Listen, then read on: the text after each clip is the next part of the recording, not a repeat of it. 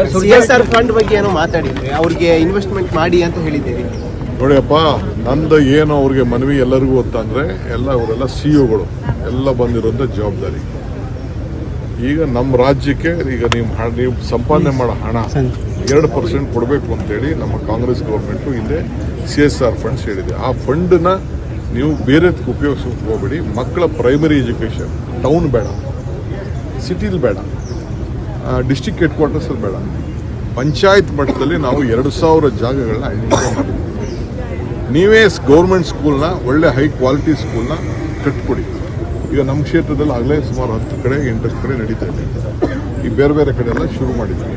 ನೀವೇ ಅದನ್ನು ನಿಮ್ಗೆ ಲಿಸ್ಟ್ ಕೊಡ್ತೀವಿ, ನೀವೇ ಕಟ್ಬಿಟ್ಟು ನಮ್ಗೆ ಹ್ಯಾಂಡ್ ಓವರ್ ಮಾಡಿ. ಕೆಲವು ಸಂಘ ಶಾಲೆಗಳಿಗೆಲ್ಲ ಇದೆ, ಕೆಲವು ಎಜುಕೇಷನ್ ಇನ್ಸ್ಟಿಟ್ಯೂಷನ್ಸ್ ಎಲ್ಲ ಇದೆ.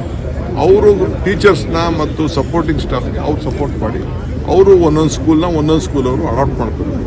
ಟೀಚರ್ಸ್ 50,000 ಟೀಚರ್ಸ್ ಕಡಿಮೆ ಇದೆ, ಅವ್ರು ಕೊಡಲೇ ಬಿಡಿ. 5 ಟೀಚರ್ ಕಡಿಮೆ ಇದೆಯಾ, 6 ಟೀಚರ್ ಕಡಿಮೆ ಇದೆಯಾ, 10 ಟೀಚರ್ ಕಡಿಮೆ ಇದೆ. ಈಗ ನಂದು 3 ಸ್ಕೂಲ್ ಇದೆ, ನನ್ನ ಮಕ್ಕಳು 3 ಸ್ಕೂಲ್ ಅಡಾಪ್ಟ್ ಮಾಡ್ಕೊಂಡು ಟೀಚರ್ಸ್ನ ಅವ್ರು ಕೊಡ್ತಾ ಇದ್ದೀವಿ.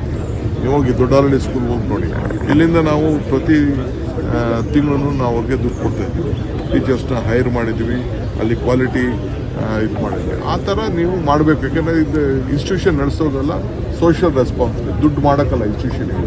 ಯಾರೇ ಎಷ್ಟೇ ದೊಡ್ಡವ್ರು ಇರಲಿ, ಬೆಂಗಳೂರಲ್ಲಿರಲಿ, ಕರ್ನಾಟಕ ರಾಜ್ಯದಲ್ಲಿ ಯಾರೇ ದೊಡ್ಡ ಇನ್ಸ್ಟಿಟ್ಯೂಷನ್ ನಡೆಸ್ತಾ ಇದ್ರು, ದೇರ್ ಮಾರಲ್ ರೆಸ್ಪಾನ್ಸಿಬಿಲಿಟಿ. ಅವರೆಲ್ಲ ಮಾಡ್ತಾ ಇರೋದು ಚಾರಿಟಬಲ್ ಇನ್ಸ್ಟಿಟ್ಯೂಷನ್.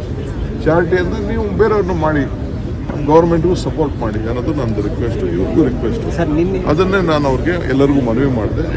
ಯಾರಿನ ಪಾಸಿಟಿವ್ ನೋಡಿ. ಸರ್, ನಿನ್ನೆ ಮೋದಿ ಅವ್ರ ಜೊತೆ ನಿಮ್ಮ ಆತ್ಮೀಯತೆ ತುಂಬ ಚೆನ್ನಾಗಿತ್ತು. ಸೋಷಿಯಲ್ ಮೀಡಿಯಾದಲ್ಲಿ ಆ ವಿಡಿಯೋಗಳು, ಫೋಟೋಸ್ಗಳು ಹರಿದಾಡ್ತಿವೆ. ಅಲ್ಲಪ್ಪ, ನಾನು Bengaluru district minister, deputy chief minister, metro minister.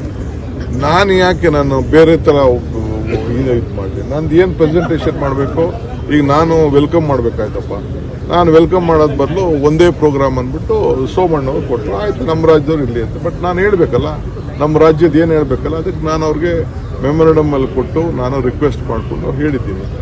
ಏನು ನನಗೇನು, ನಾನು 85 ಎಲೆಕ್ಷನ್ ನಿಂತವನಪ್ಪ. ನಾನು 89 MLA ಆದವು. ನನಗೂ ಸೀನಿಯಾರಿಟಿ. ನಾನು ಅಷ್ಟು ದೊಡ್ಡ ಪೊಸಿಷನ್ಗೆ ಹೋಗಿದ್ದೇ ಇರ್ಬೋದು ಅಷ್ಟೇ. I am my own seniority in public life in the entire country. ವಯಸ್ಸು ಚಿಕ್ಕದಿರ್ಬೋದು ನನಗೆ, ನಾನು ಬಾಂಡಿಂಗ್ ಚೆನ್ನಾಗಿತ್ತು ಅಂತ ಒಳ್ಳೆ ಕತೆ. ನನಗೆ ಯಾಕೆ, ನಾನು ಯಾವತ್ತೂ ನನ್ಗೆ ಅಷ್ಟೇ ಗೌರವ ಕೊಡ್ತಾರೆ. ರಾಜಕೀಯದಲ್ಲಿ we have lot of differences. ನಾನೇನು BJP ಓಡಾಡುತ್ತೆ ಅಲ್ಲ, ನಾನು ತಲೆ ಕೆಡ್ಸ್ಕೊಳ್ಬೋದು, ನನಗೇನು ಅವಶ್ಯಕತೆಯೂ ಇಲ್ಲ. But what is there, it is Bangalore. I am the minister of Bangalore. ನಾನು ಅವ್ರ ಹತ್ರ ಮಾತಾಡಿದೆ. ನಾನು ಅದನ್ನ ಡಬಲ್ ಡೆಕ್ಕರ್ ಬಗ್ಗೆ ಅವ್ರಿಗೆ ಎಕ್ಸ್ಪ್ಲೈನ್ ಮಾಡಿದೆ. ಆ ಫೋಟೋ ನೋಡಿದ್ರಲ್ಲ, ಡಬಲ್ ಡೆಕ್ಕರ್ ಬಗ್ಗೆ, ಇದಕ್ಕೆ ದುಡ್ಡು ಕೊಡಬೇಕು, 40 ಕಿಲೋಮೀಟರ್ ಮಾಡ್ತಾ ಇದ್ದೀನಿ, ಈ ಥರ ಇದೆ ಅಂತ ಅಂದ್ಬಿಟ್ಟು ಮಾಡಿದೆ. ಆಮೇಲೆ CSR ಬಗ್ಗೆ ಮಾತಾಡಿದೆ. ಈಗ ಇನ್ಫೋಸಿಸ್ ಅವರು ಈಗ ಒಂದೊಂದು ಸ್ಟೇಷನ್ ಒಬ್ಬೊಬ್ಬರು ಹೆಸರು ಇಡ್ಬೇಕಾದ್ರೆ ದುಡ್ಡು ವಸೂಲು ಮಾಡ್ತಾ ಇದ್ದೀವಿ. 60 ಕೋಟಿ, 50 ಕೋಟಿ, 100 ಕೋಟಿ ಇನ್ಫೋಸಿಸ್ ಅವ್ರು ದುಡ್ಡು ಕೊಟ್ಟಿದ್ದಾರೆ. ಬೇರೆ ಬೇರೆ ಡೆಲ್ಟಾ ಅವ್ರು ಕೊಟ್ಟಿದ್ದಾರೆ. ನಮ್ಮ ಬಾಗ್ಮನೆಯವ್ರು ಕೊಡ್ತೀನಿ ಅಂತ ಒಪ್ಕೊಂಡಿದ್ದಾರೆ. ಬೇರೆ ಬೇರೆಯವರೆಲ್ಲ ಒಪ್ಕೊಂಡಿದ್ದಾರೆ. ಗುಡ್ DK ಒಳ್ಳೆ ಕೆಲಸ ಮಾಡ್ತಾ ಇದ್ದೀವಿ ಅಂದ್ಬಿಟ್ಟು ಅದನ್ನು ಹೊಗಳಿದ್ರು. ಬೇರೆ ಎಲ್ಲೂ ಇಲ್ಲ. ಹೆಸರುಗಳು ಇಡ್ಬೇಕಾದ್ರೆ ಈಗ ನೀವು ಅಷ್ಟೇ, ಪಬ್ಲಿಕ್ ಟಿವಿ ಅವರು ಬೇಕಾದ್ರೆ ನಿಮ್ಮ ಹೆಸರು ಇಡ್ತೀವಿ. ದುಡ್ಡು ಕೊಟ್ಟರೆ ನಿಮ್ಮದು ಒಂದು ಸ್ಟೇಷನ್ಗೆ ಪಬ್ಲಿಕ್ ಟಿವಿ ಹೆಸರು ಅಂತ ಇರ್ತೀವಿ ನಾವು.